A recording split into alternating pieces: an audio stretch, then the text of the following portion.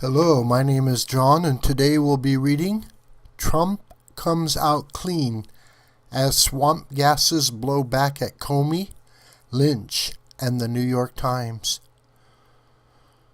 James Comey testifies, your guide to Thursday's hearing.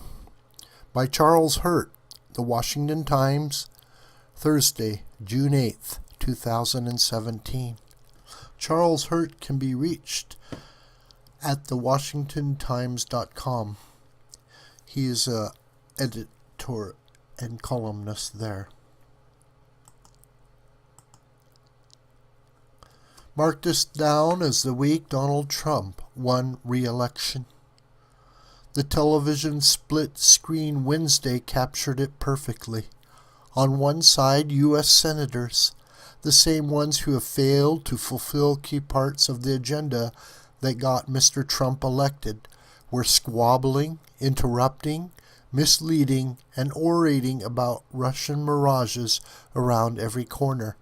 All of Washington screeched to a halt for this big, breathless intelligence committee hearing. On the other side of the screen was Mr. Trump himself, standing on a tarmac in Ohio and talking to victims of Obamacare.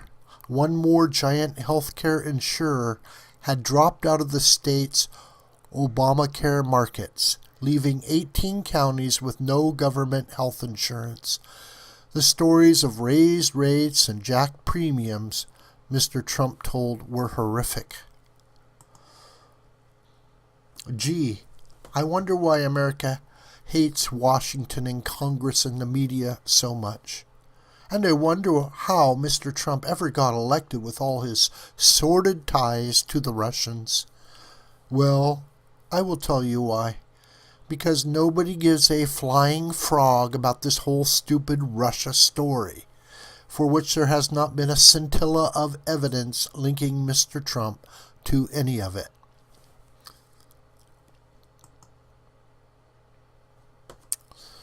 Donald Trump tweeting, if Russia or some other entity was hacking, why did the White House wait so long to act? Why did they only complain after Hillary lost?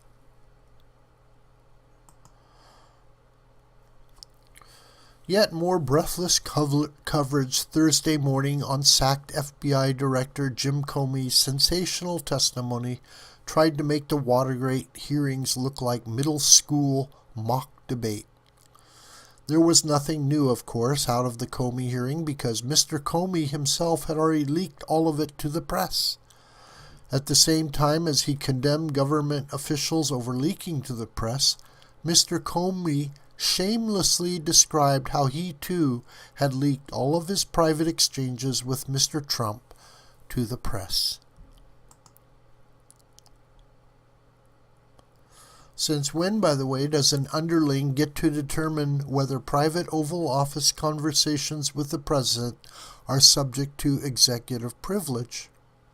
Not only that, Mr. Comey specifically leaked all of this confidential information to the New York Times, a publication that he also singled out for the paper's alarming tendency to publish fake news. Making matters even worse, Mr. Comey described how pernicious the fake news published by the New York Times is because the people who know the truth can't refute the fake news. Mr. Comey leaked everything, as Mr. Trump's attorney noted, except one important detail. Mr. Trump is not and never was the target of any investigation involving Russia or anything else. That was the one thing Mr. Trump wanted known so they could get on with making good on his campaign promises. Despite all the caterwauling by Democrats and leaks from the intelligence community and fake news in the New York Times, nobody in a position of authority ever thought Mr. Trump had improper ties to Russia. That's not to say Russia did not attempt, as all global players do, to influence the election. Mr. Trump just never had a thing to do with it.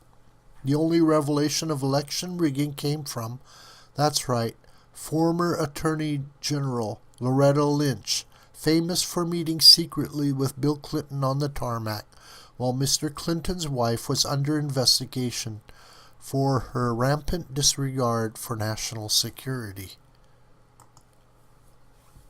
What did Bill accomplish by meeting Loretta? Get out of jail free.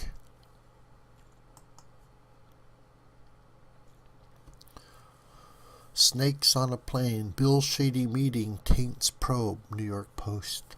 Not an investigation, Miss Lynch instructed Mr. Comey. It's just a matter. Gee, I wonder what is the source for that hot tip for lying your way out of jam like that. Guess it depends on what the definition of is.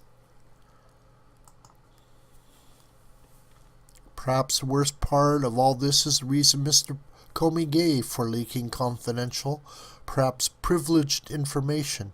He wanted a special prosecutor appointed. In other words, pure retaliation. This despite Mr. Comey testifying that he understood that the president had the right to fire him at any time for any reason, or for no reason whatsoever. Also, he testified that he did not know the reason he was fired. Still, Mr. Comey did not like the unknown reason that the president didn't even need to have, so he retaliated. The swamp strikes back. So let's recap Thursday's testimony. The only verified leaker exposed? Jim Comey. The only person we know is not and never was under investigation for ties to Russia? Donald Trump. The only person exposed for trying to influence election? Loretta Lynch. The only paper accused of publishing fake news? The New York Times. The only person who attempted to obstruct justice? Loretta Lynch and probably Bill Clinton.